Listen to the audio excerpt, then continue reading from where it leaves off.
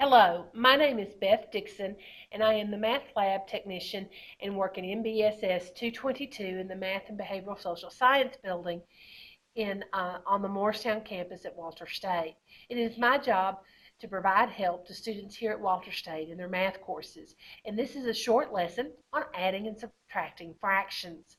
And we're going to start out with like denominators and move quickly then into unlike denominators. And we will do some positive and negative numbers as we do this, but I will not add any variables to these. So if you're struggling with those with variables in them in your assignment, you probably want to come on in and see us in person. But listen to this first, because you may find that this answers your questions and you're able to do the problems just by listening to this. As we add fractions, the key to adding fractions is to add, they must have the same size denominator. If I want to know how many pieces of pizza I have, they have to have the same size denominator. Because I can have 12 pieces of pizza, and if one of them is the size, and I'm going to draw a picture here.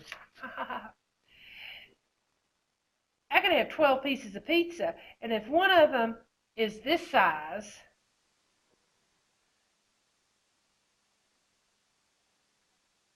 and one of them is that size, and I want to hand out 12 pieces of pizza, and you're hungry, you want the bigger piece. So to make everything even, when we add, to say what we've got, we want to then have everything the same size. So the first rule for adding and subtracting is we must have the same denominator.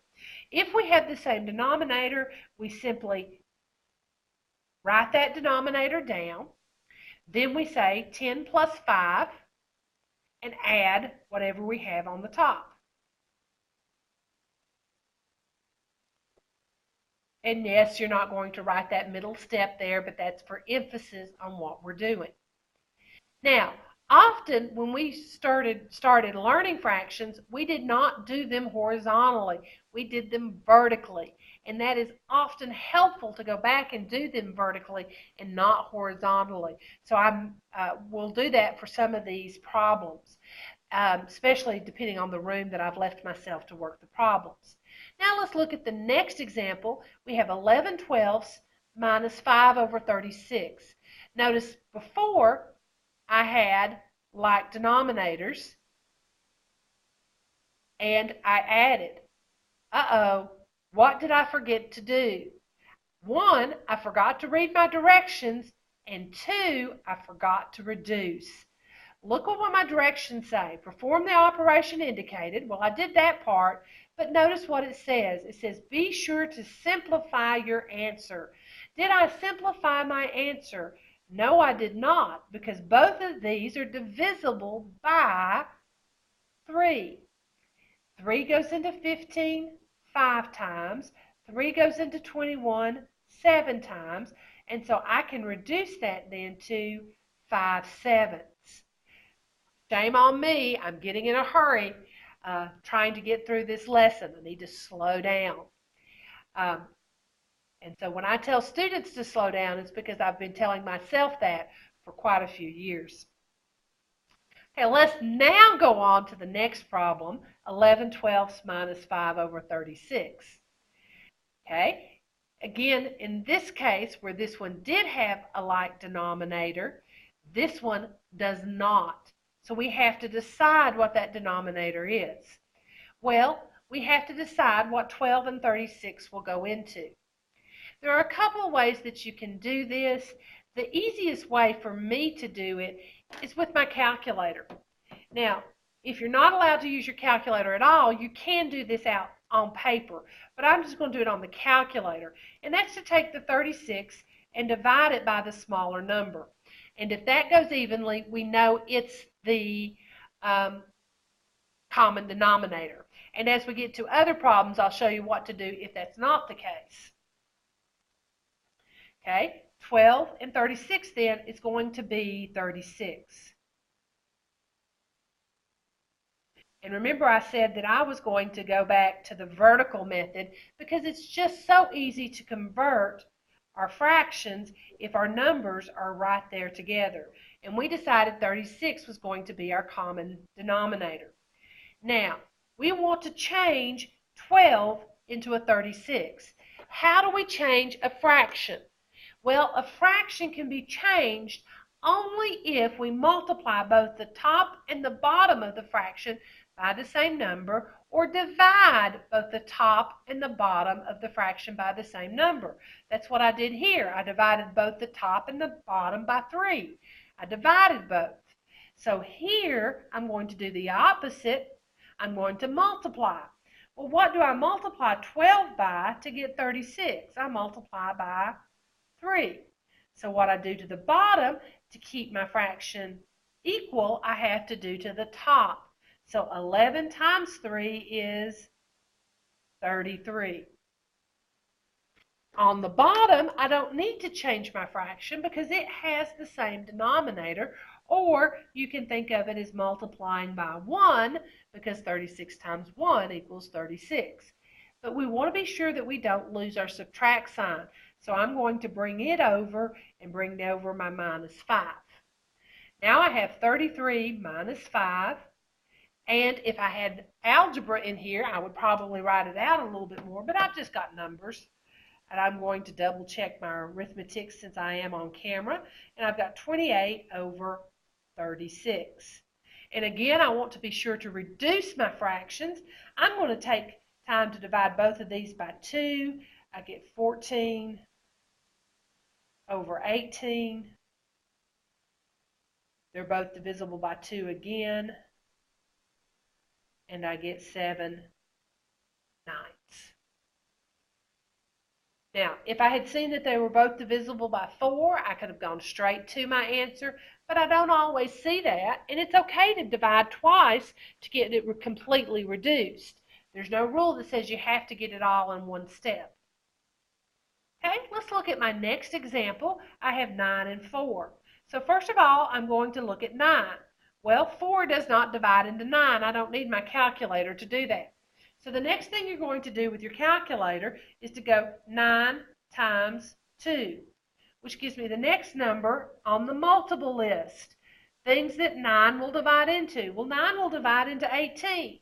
Well, will 4 divide into 18? And because 4 is small enough, I really don't need to go 18 divided by 4 and see that it's not a whole number. I know 4 doesn't divide into 18.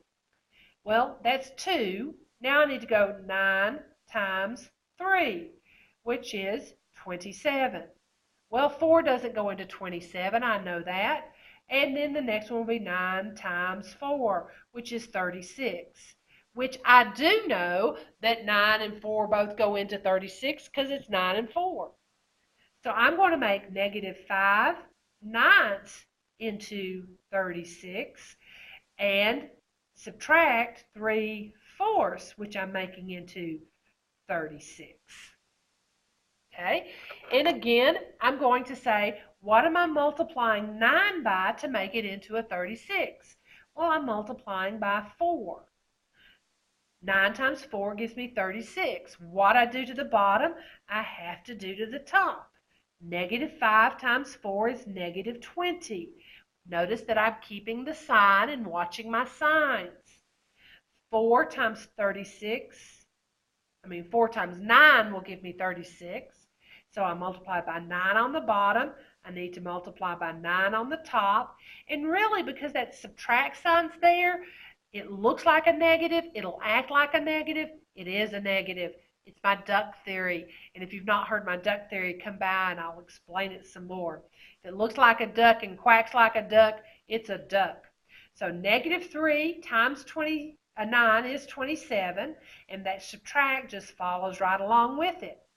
And again, with my duck theory, it makes it a negative. So we have -20 minus 27. And if you need to, you can write it back out this way. But it's just as easy to say, since the signs are the same, we're going to add and keep the same sign.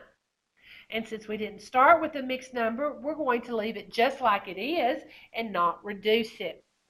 Now, I want to take a minute to show you how to check these on the calculator.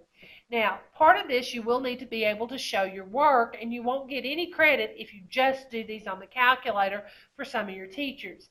Others of your teachers are more will let you use the calculator in varying degrees, so you just need to ask your teacher their opinion on the calculator. But I do want to show you how to input this in the calculator.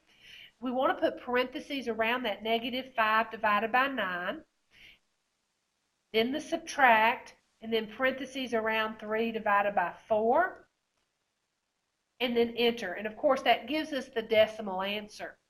Then to convert anything into, and I was hitting these keys down here, and I want to keep focused in on enough so that you can see this screen right here. So I'm assuming you know how to put those in. Then you're going to hit the math key, which is right here below the alpha key. So hit math, and you're going to choose fraction, which is already highlighted. You can choose it by hitting enter or 1. So just hit enter, and it's going to take the answer you just got and convert it into a fraction. That's what the little arrow means, convert or change to a fraction. And then press enter, and of course it gives us the -47/36 that we had. So we have -47/36. Let's do one last example. And there are a couple of ways that we can do this problem as well. And it's 3 1/3 plus 2 1/2, plus a -2 1/2. And generally speaking, you can convert both of these into improper fractions and then work it, or you can work it out using mixed numbers. To be honest, with small numbers like this, and with the fact that we have a sign issue here, and the fact that we're dealing with it, in this case, I'm really leaning that this way.